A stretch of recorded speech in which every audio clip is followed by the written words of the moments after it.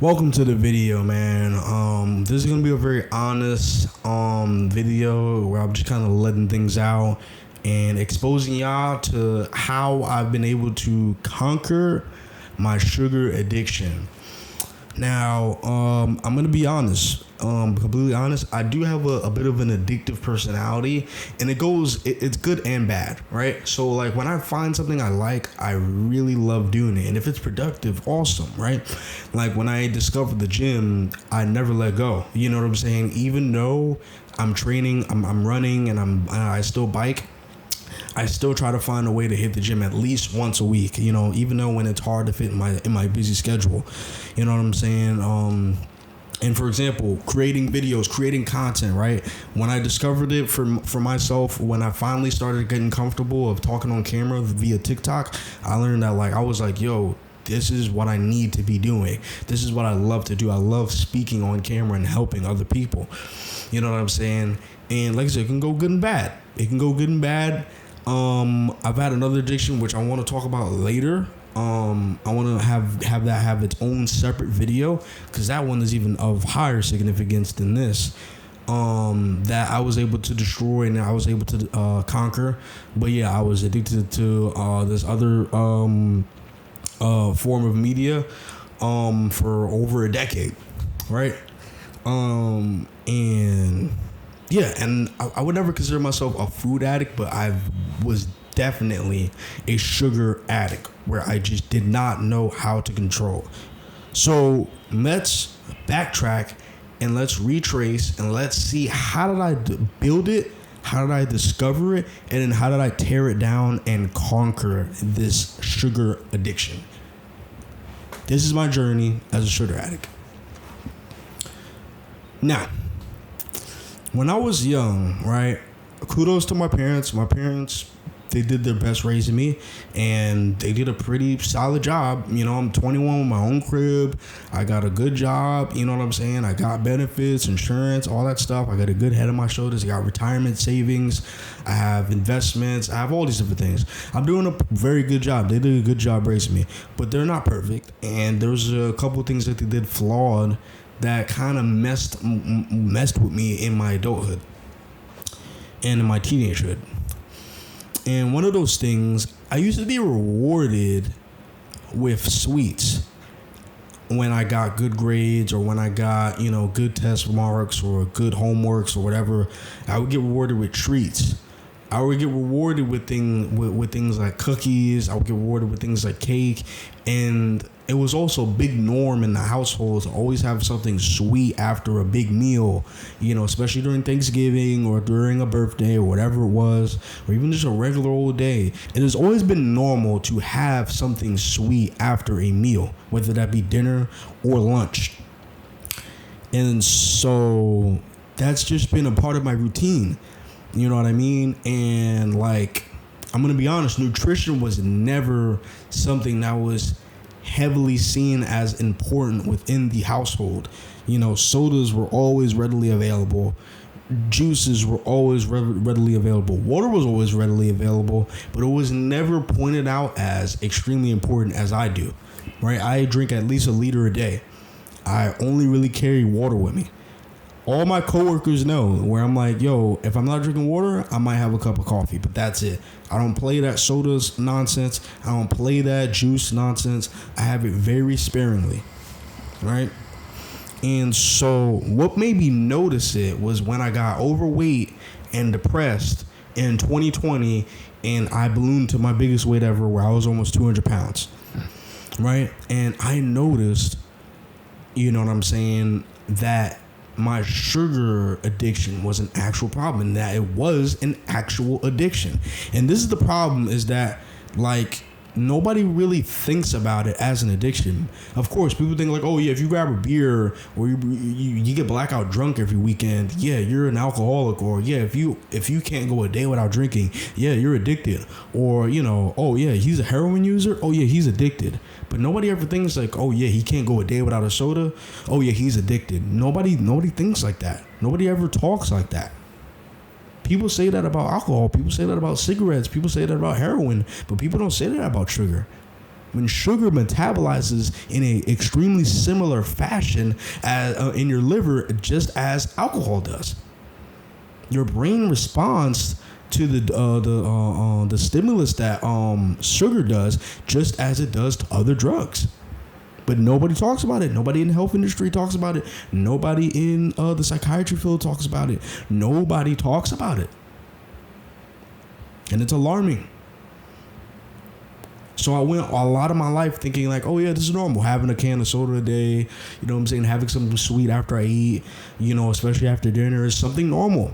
You know what I'm saying? Having some candy here or some chocolate here or some cookie there every day is normal.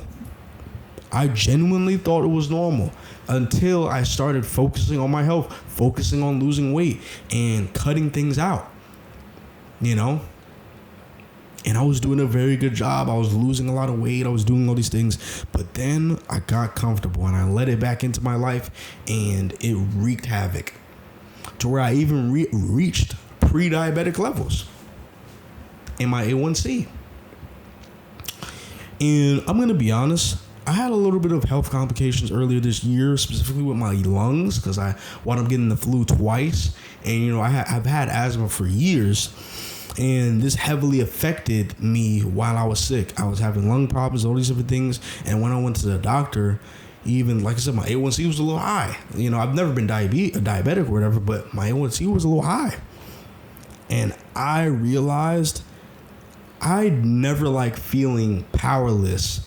But this substance, and sugar is a substance, made me feel powerless. I can't say no to a cookie. If someone was to give me a cookie, I can't deny it. After every meal, I'm craving sugar and I have to go to the store or I have to go to the fridge to go get something. I had a wake up moment. I'm like, yo, like, I think I actually have a problem. I never really thought about it. I never really did. I never really paid it attention because I'm like, oh, this is normal. No, man, it's not normal. And this is the problem with American culture as well, is that like this excessive eating and this excessive sugar and this excessive carbs and the excessive fake foods and GMO and all these different things, you know, is so normalized. Which is why, even though we are a very developed country, out of all the most developed countries like Japan and China and all this different stuff, we have one of the lowest lifespans.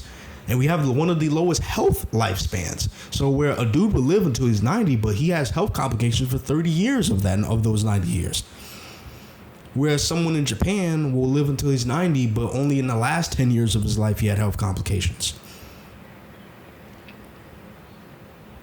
So I began to realize, and I was like, yo, I need to lock this in now before I'm 30 and I have diabetes and I actually have real deal issues. And it's even harder to battle. So what I did was I was like, yo, I'm literally cutting this thing out of my life. So for 30 days, I said no to any excess sugar. So the only sugar that was in my life was the sugar that was in my coffee. 1 to 2 spoons. And that was it. And I did that for 30 days. I'm not going to lie to you. It was difficult. Because I work a job where a lot of people like to bring me food, like to bring me desserts, like to bring me money, whatever it is. And you know how many times I had to deny? Well, no. What I would do is I would take the cookies and I would just immediately pass it off to a coworker. Take the chocolate, pass it off to a coworker. Take the cheesecake, pass it to a coworker. Take whatever it is, pass it to the coworker. And now we're going to get to how I was able to deal with it. Not gonna lie, it was very, very difficult for about 2 weeks. But then something clicked. Once you start getting used to saying no, it just becomes routine. And I'm a man who loves routine. And so I realized, I was like, hold on. Like, saying no is just becoming easier. I'm now just not even craving sugar. And this is the thing, right? So these scientists performed an experiment where they put a rat in a cage with water that was infused with heroin. And the rat would drink the the heroin infused water until the rat died. But they would have some rats drink it a little bit, take it out the cage, and what did they do? They put them in a cage where they would thrive. They put toys, they put wheels, they put cheese everywhere, and they still had the heroin infused water, and they had a regular water on the other side. And guess what? When you have so many things to distract you, you no longer crave the addiction, because let's be honest, your body doesn't want things that destroys it. It wants things that makes it feel physically better. Which is why after you eat fruits or after you eat a salad, you feel better. Because that's what your body naturally craves. So what I did was I had no more sweets in my household. Zero. You look at my cabinet, I got a couple Ritz crackers, and those are out now. You know what I'm saying? In my freezer, I used to have a little bit of ice cream. There's no more ice creams in there. Zero. No more cookie dough.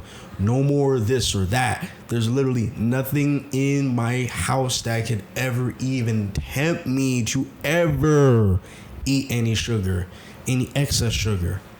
Like I said, the only sugar was just in my coffee and whenever I had some oatmeal. Because I'm going to be honest, I'm not going to have any oatmeal without a little bit of sugar in it. You're not going to tell me I'm going to have oatmeal without any sugar in it. You know what I mean? And slowly I began to defeat this addiction. And then for once, because I like having control of things that I know I can control. You know what I'm saying? I can't control the country I live in. I'm gonna be honest. I was born here. I cannot control my parents. They're my parents. I cannot control my girlfriend. She's my girlfriend. She's a whole other person. She's a human, right? I cannot even control my pet.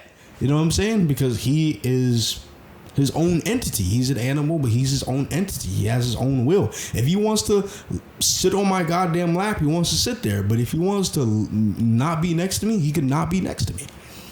But sugar, I can control exactly where it is.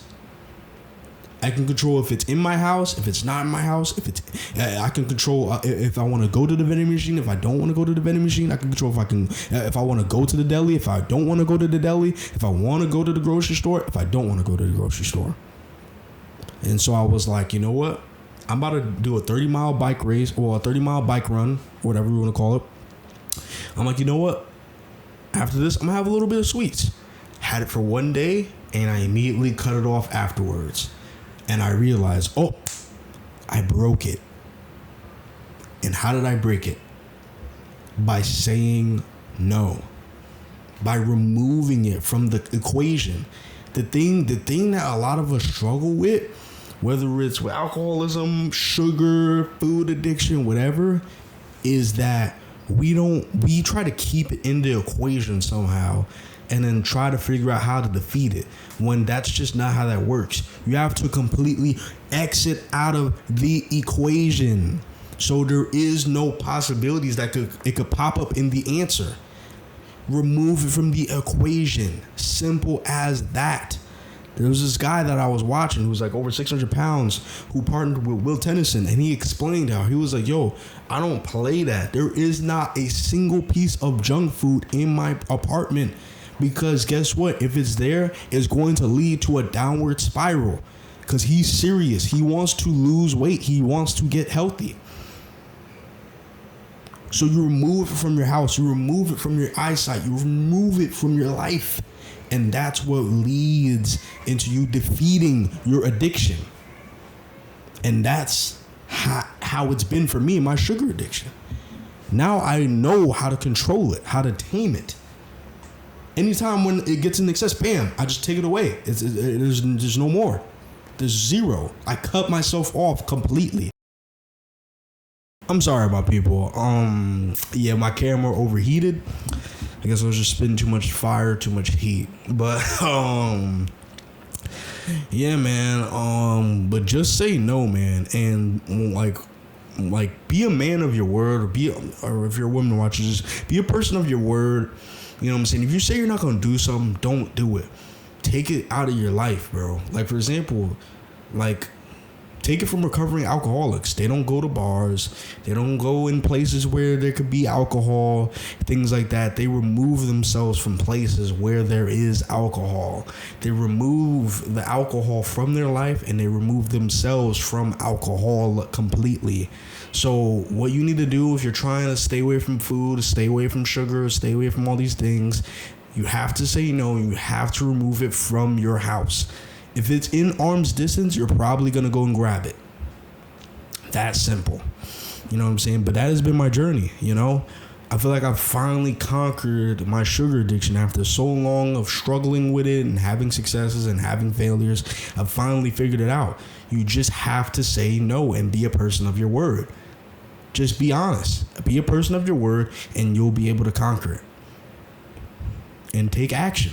It's that simple. This is not something passive. This is something that's serious. This is your life that's at stake. You know? But this has been my journey as a sugar addict. I shall see y'all in the next video. It has been the Don's Journey.